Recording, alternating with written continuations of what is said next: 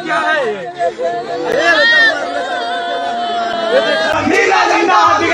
कुछ बीजेपी के कार्यालय आए हैं और उन्हें खदेड़ते हुए नहीं, आज बरादरी मुस्लिम बरादरी भाई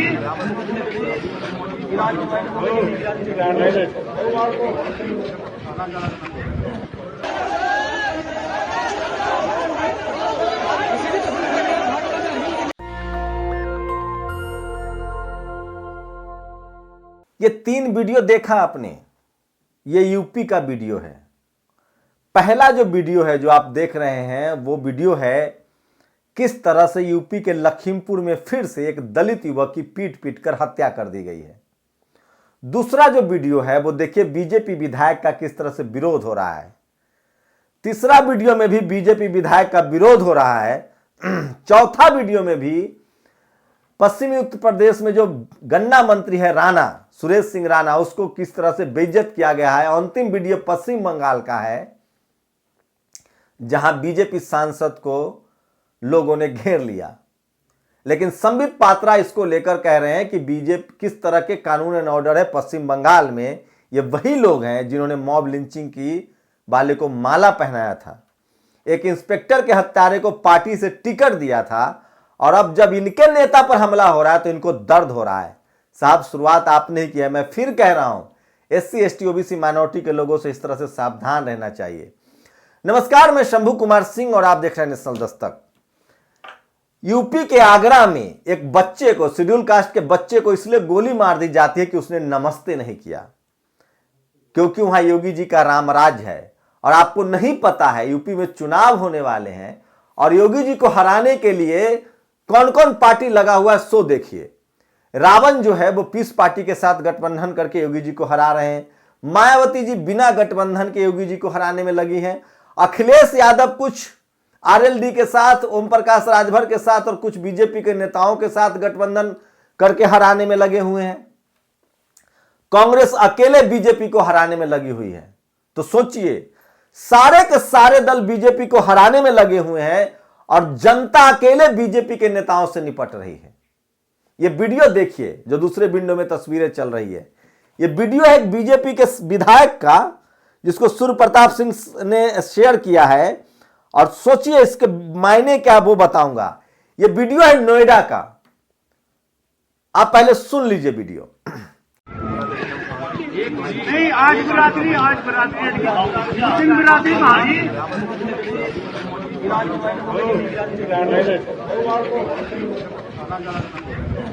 सुना आपने?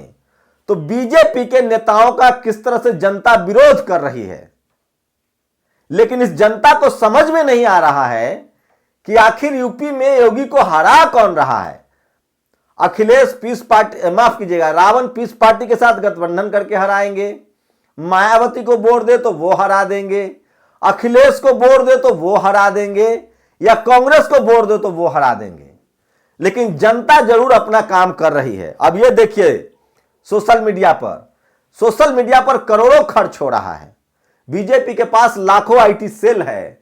उसके बाद जनता उसको किस तरह से, अखिलेश तो टीवी के इंटरव्यू देने में लगे हैं, रावण इंटरव्यू देने में लगे हैं, मायावती जी ट्विटर पर जवाब दे रही है, लेकिन जनता अपना खर्चा करके बीजेपी को हरा रही है। इस तरह से ट्विटर पर जवाब दे रही है, और एक तरफ वो बीजेपी की चमचमाती प्रचार गाड़ी को दिखा रही है और दूसरी तरफ पैदल चलते लॉकडाउन के मजदूरों को दिखा रही है कि बीजेपी की गाड़ियां कब तब कहां थी। तो मैं फिर कह रहा हूं, विरोधी नेता एक दूसरे का सर फोड़ने में लगे, लेकिन जनता सड़कों पर एकजुट है, क्योंकि जनता त्रस्त है बेरोजगारी से, गरीबी से, लाचारी से, दवाई से, बीमारी से। लेकिन नेता जो हैं वो सब अपने अपने स्वार्थ में अपनी अपनी डफली, अपना अपना राग गा रहे हैं। लोग मुझे फोन करके कह रहे हैं कि शंभू जी यूपी में क्या होगा, सब अलग अलग लड़ रहे हैं। मैं कहता हूं कि भैया ये जनता को तय करना है। जब दर्जनों सवर्णों की पार्टी लड़ती है, बिहार अगर यूपी में शिवसेना लड़ती, मैं जनता को समझा रहा हूं, यूपी में शिवसेना लड़ती, यूपी में कांग्रेस लड़ रही, यूपी में बीजेपी है, यूपी में आ जाती ममता बनर्जी जो सवर्ण है, यूपी में आ जाते नवीन पटनायक जो सवर्ण है, यूपी में आ जाती असम गण परिषद जो सवर्ण है, तो सवर्ण किसको वोट देते? उसी तरह से एससी एसटी ओबीसी माइनॉरिटी के जनता को समझना पड़ेगा कि हमको वोट किसको देना है। और ये देखिए, ये खबर देखिए, नमस्ते न करने पर 10वीं के एससी छात्र को मारी गोली। ये है योगी जी का रामराज यूपी। और इसी को हराने में मायावती भी अलग लगी है, चंद्रशेखर भी अलग लगे हैं, अखिलेश भी अलग लगे हैं। आप लोग बताइए कि कौन हराएगा? ये हराएगा या बीजेपी को जिताएगा?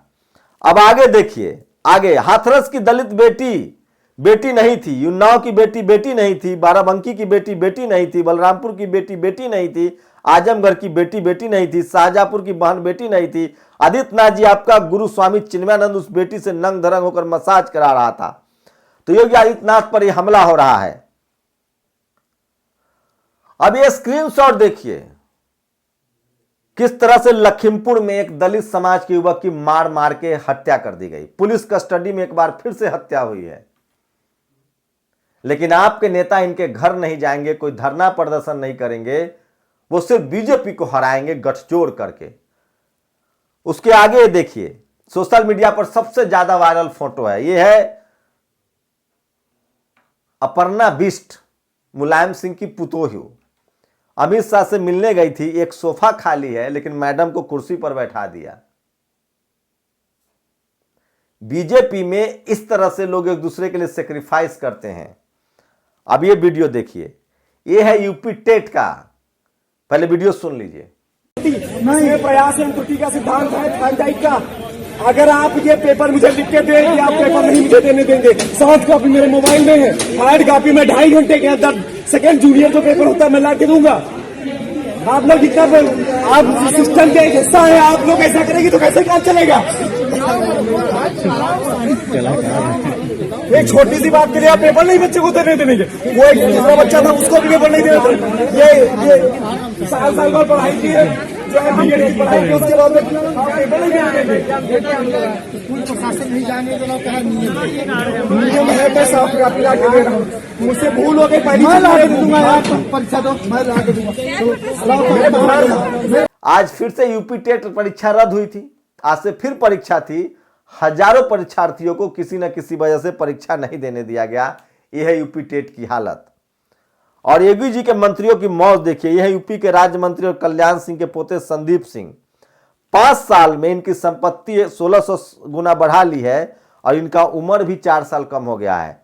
18/1/2017 को 26 साल थे, 18/1/2022 को ये 30 साल के हुए हैं। मतलब उम्र में भी बहुत बड़ा घालमेल है। और आज योगी जी ने हमला बोला है मायावती पर। उन्होंने कहा है कि हमने अपने लिए महल नहीं बनवाया, गर्भियों के लिए झोपड़ी बनवाई है। मायावती जी ने कहा है कि साथ ही अब यूपी के सीएम पर हमला बोला उन्होंने कि काश योगी आदित्यनाथ जो हैं वो देख लेते कि किस तरह से मायावती ने गरीबों के लिए भी घर बनवाए हैं और किस तरह से उनका जो गोरखपुर में जहां वो रहते हैं वो किसी महल से कम नहीं है। और टीवी में अब जाट भी हिंदू नहीं रहा। जब से किसान आंदोलन हुआ, जाट वोट नहीं दे रहा है, तब से वो हिंदू लिस्ट से बाहर है। क्योंकि बीजेपी को पता है, आरएसएस को पता है और टीवी अखबार के मनुवादी पत्रकारों को पता है कि वो बीजेपी को वोट नहीं कर रहा है, इसलिए जो बीजेपी को वोट ना करे वो हिंदू नहीं है। मतलब एससी एसटी ओबीसी के लोग हिंदू नहीं है। हिंदू 72%, मुस्लिम 26% और जाट 17%। चलिए अच्छा है। और ये देखिए, वेद ने लिखा है, दलित समाज के नेता किसी भी पार्टी में हो उनके खिलाफ बयानबाजी न करे। अगर वो भाजपा की सरकार में है तो उनको गाली देने के बदले उनसे मिलकर अपने समाज के लोगों का काम कराएं। समाज के नेता समाज के हर पार्टी में होने चाहिए, हर सरकार किसी की भी बने, समाज के लोगों का काम होना चाहिए। ठीक है, ये बात वेद क्यों कह रहे हैं? क्योंकि उनको पता है कि रावण अकेले हरा रहे हैं गठबंधन करके, मायावती जी हरा रही है, अखिलेश यादव हरा रहे हैं, कांग्रेस हरा रही है। इसका मतलब आएगा तो योगी ही। तो भैया पहले से तैयारी कर लीजिए। आपके जो नेता है वो अपनी महत्वाकांक्षा में समाज को ताक पर रख के चल रहे हैं। ये एक नहीं हो सकते हैं। अब आपके हाथ में है, हमसे सवाल मत पूछिए। हमारी जान तो ऐसे ही अधर में लटकी हुई है। बस मेरी तो एक ही विचारधारा है, बाबा साहब की एक ही लाइन जानता हूं कि हमें सम्मान से मौत चाहिए, जलालत की जिंदगी नहीं चाहिए। पत्रकारिता करता रहूंगा जब तक सांस चल रही है। रही बात कि यूपी में क्या होगा, तो अखिलेश अलग हरा देंगे बीजेपी को, रावण अलग हरा देंगे, मायावती जी अलग हरा देंगी, कांग्रेस अलग हरा देगा। आपको तय करना है कि कौन हरा रहा है और किसको वोट करना है। जैसे मैंने आपको एग्जाम्पल दिया, अगर 1000 भी सवर्णों की पार्टी अभी यूपी में आ जाए तो सवर्ण किसे वोट देंगे। उसी तरह से अगर बहुजनों ने फैसला कर लिया कि जो जिसको जहां चुनाव लड़ना है हम उसी को वोट देंगे जो बीजेपी को हरा रहा है, तो आपको सब कुछ साफ और पानी की तरह साफ दिख जाएगा। मैं तो एक और रास्ता बता रहा हूं कि किसी भी पार्टी में जहां SC ST OBC के वोट कैंडिडेट है, चाहे वो रावण का हो, चाहे BSP का हो, चाहे अखिलेश का हो, उसी को वोट देके जिता दीजिए। अगर वो विधानसभा सब चला गया तो बहुजनों की ही सरकार होगी। ये भी कर सकते हैं, बाकी आप लोग की मर्जी है, बाकी आप लोग समझदार हैं, बाकी हमें जो दिखाना है वो दिखाते रहेंगे। और ये एक वीडियो देखिए, ये है राणा, सुरेश राणा का फोटो, कट्टर हिंदू। ये गए थे शेर सिंह राणा के घर, बेइज्जत होके निकले हैं, उनको दरवाजे तक छोड़ने नहीं आया। और ये देखिए भाजपा विधायक सुरेश पासी, शेड्यूल कास्ट के लोग शेड्यूल कास्ट के बीजेपी विधायक को भी देखना नहीं चाहते हैं, तो किस तरह से नारेबाजी। और एक बार फिर से सुन लीजिए। तो सुना आपने, ये है बीजेपी की हकीकत। और क्या कहो, बीजेपी के खिलाफ पूरा यूपी एकजुट है, जनता एकजुट है, बस आपके नेता एकजुट नहीं है। और ये समझना पड़ेगा कि आपको क्या चाहिए, आपको तय करना है। और लगातार SC ST OBC माइनॉरिटी के जो लोग हैं वो सोशल मीडिया पर एकजुट दिख रहे हैं। और अब बात संबित पात्रा की। संबित पात्रा को आज बहुत दर्द हो रहा है। इस वीडियो को देखिए, 5 सेकंड का वीडियो है, किस तरह से बीजेपी के सांसद को, अर्जुन सिंह को बंगाल में कुछ लोगों ने घेर लिया है।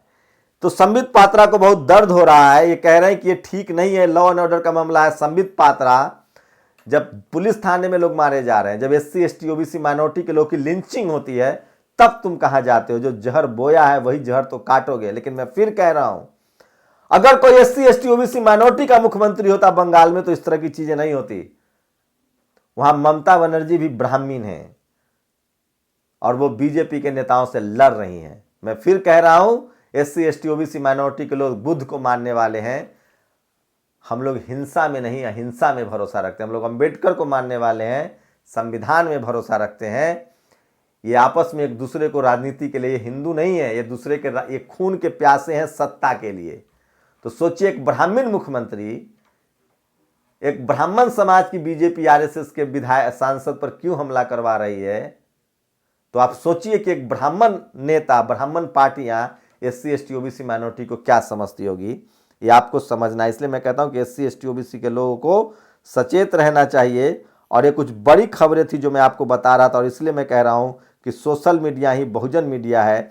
और अब अपनी तरफ से एक ओपिनियन दे दूं कि आप बताइए कि यूपी में अखिलेश यादव हराएंगे योगी को, मायावती जी हराएंगे योगी को, रावण हराएंगे योगी को, कांग्रेस हराएगी योगी को, या ये सब मिलके बीजेपी को जिता रहे हैं।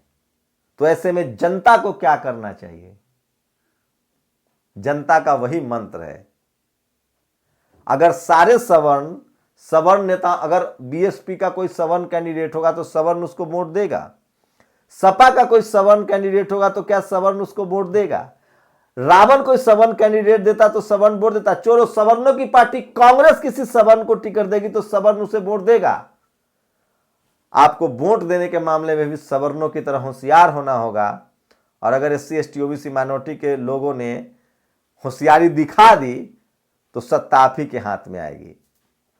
अगर पार्टी चुनने में कंफ्यूजन है तो कैंडिडेट चुन लीजिए। जो जहां SC ST OBC माइनॉरिटी के लोग खड़ा है, तीनों पार्टी में उसको जिता दीजिए। चुनाव के बाद ये लोग गठबंधन कर लेंगे। फिलहाल आपके नेता बीजेपी को जिताने में लगे, सबकी अपनी अपनी महत्वाकांक्षा है। जो सच है वो तो बोलना ही पड़ेगा। डर से ईमान की बात ना करो, ये नहीं हो सकता। आप लोग की क्या प्रतिक्रिया, अपनी प्रतिक्रिया जरूर दीजिए। शुक्रिया। नेशनल दस्तक की आपसे गुजारिश है कि अगर इसको बचाना चाहते हैं तो नेशनल दस्तक को सब्सक्राइब करने के लिए रेड कलर के सब्सक्राइब बटन को दबाएं, फिर बेल आइकन की घंटी दबाएं। नेशनल दस्तक को बचाने के लिए बहुत जरूरी है कि हर खबर को शेयर करें, लाइक करें, कमेंट जरूर करें।